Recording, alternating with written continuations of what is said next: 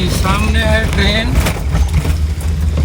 और हम गाड़ी से जा रहे हैं और हम गाड़ी में ट्रेन के नीचे से जाएंगे।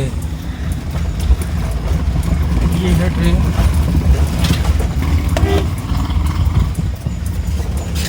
ये ट्रेन चलना भी शुरू हो गई है। ये ट्रेन चलना शुरू हुई है। अभी हम जा रहे हैं।